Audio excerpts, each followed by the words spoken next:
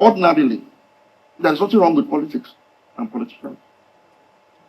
Because there's no democracy without politics. Politics, ordinarily, is supposed to be the contestation of ideas, ideals, if you like, ideological leanings, on how best to manage the resources of the state for the greater good of the greater majority of the people.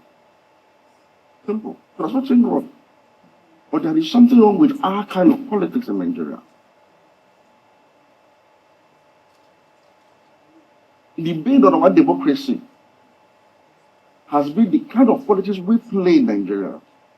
And unfortunately, we are a 27-year-old democracy by this year, and we still do not see a paradigm shift or even an attempt to overcome this particular challenge I'm about to talk about. Whereas democracy is supposed to be a government of the people, by the people, for the people, a majority kind of democracy. When competing ideas are put forward to the people, they will now decide which of these ideas best suits their need, and then they vote accordingly.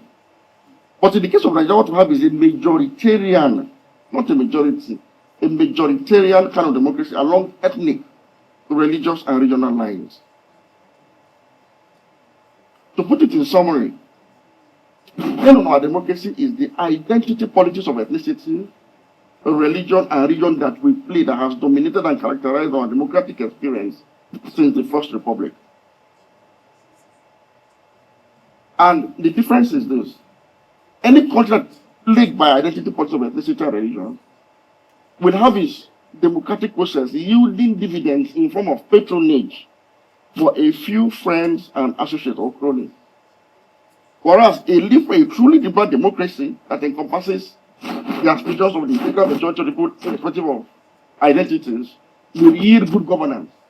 So the question now is this: how come our politicians or politics somehow have rendered institutions ineffective and have rendered laws unimplementable? It is because the reward system for identity politics is not good governance. It is patronage. That's why consistently, one of the major vessels for corruption in Nigeria has been procurement, because that is the centerpiece of the dispensation of patronage. So the challenge for us as a people is, after 27 years, and by 2027 we will have been a 28-year democracy, how come we've not been able to interrogate this very bane on our democracy with a bird's eye view on how to reform the process and flip it around? We need to transit from an identitarian, majoritarian kind of democracy to one that is truly liberal, that brings all of us together around ideas, common ideals of collective development along national security, national and economic development.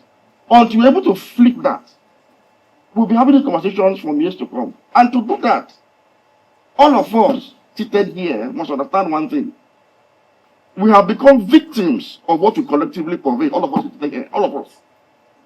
So to achieve this paradigm shift, we must all be ready to subsume our individual identities, ethnicity, religion, or region, into a super Pan-Nigerian identity. We must be ready to stop voting along religious lines, ethnic lines, and also other sentiments. If you look at all our political parties, there is none with an identifiable ideological leaning, because the purpose of politics in Nigeria is power grab for self-service. It has been generated into a criminal franchise where everything is thrown into it. And if you look at the processes that throw up politicians, they cannot yield any positive fruit for the people. So we must begin from that process. We must kill identity politics.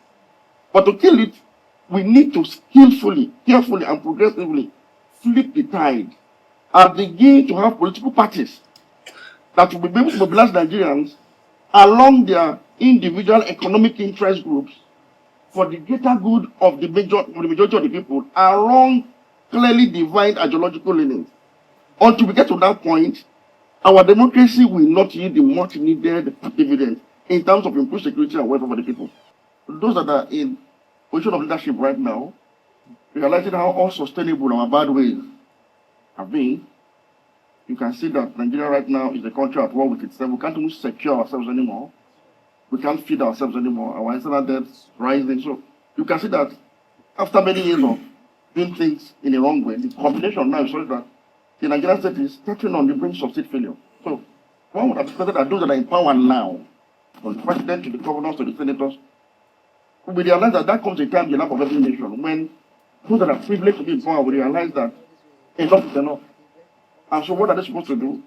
Take the conscious step to commit class suicide. And in committing class suicide, it is to preserve your own interest within the larger society now, where you are not supposed to prioritize public interest over and above partisan and sectional interest. However, this is far-fetched. I'm sure my brother chuckled because he knows that will not happen. But the gradualist approach out of this situation will be, for those of us that are Nigerians, if indeed you are proud of this system, we need to come together now under a coalition of the willing. I've been emphasizing this. The weakest link in our democracy value chain is the political party system. But we don't need to come on board and fix it. Let us come together as a people around a clearly defined ideal of national redemption and then participate in the political process. There will push back from those that are there. But one thing I know for sure is people power in its raw form will neutralize every form of state attempt at electoral subterfuge. But to harness people power, you must come across as clearly different and distinct in your purpose and vision from what the status quo is. So the challenge is before us, that nobody will do it for us. We are no longer in an era where you are going to have intervention that will be revolutionary, all of that. No. We need to apply more democracy to fix what is wrong with our current democracy. Like I said in my first presentation, you see, identity politics is the bane of our democracy. A research was conducted globally about Nigerian democracy in 1987, and international scholars came up with the terminology Prebendalism to describe Nigeria particularly after the experience of the Second Republic. And what is Prebendalism? When appointed or elected public officials have a sense of entitlement to the material benefit of their areas of responsibility. And that is why in Nigeria, corruption is cultural. It is sanctioned by tradition. It is certified by religion. And it is dispensed by government. There is a legitimacy around corruption in Nigeria. That is why it is normal to say, I worked for a presidential candidate, I've not been compensated. And the president will know that somebody wants to be governor, and make the person the minister in charge of power. And in fact, you expect the person to generate electricity when you have simply told him, go there and help yourself enough to go to your state and be able to prosecute electoral war or battle. That has been deceptive. We need to break it as a people. But because we are held captive, and this is what we accomplish as a people, most of us are held captive by our tribalistic and religious bigotry. We somehow have surrendered our common sense to those who are dividing us along these primordial lines, and we have donated to them this irrevocable power to continuously rule us and divide us. So we must retrieve these things back. As an Igbo man, as a Yoruba man, as whatever you are, realize that as Nigerians, we are one people with one common need, with one common aspiration. Until we come to this realization and take our destiny back, nothing can happen to the contrary.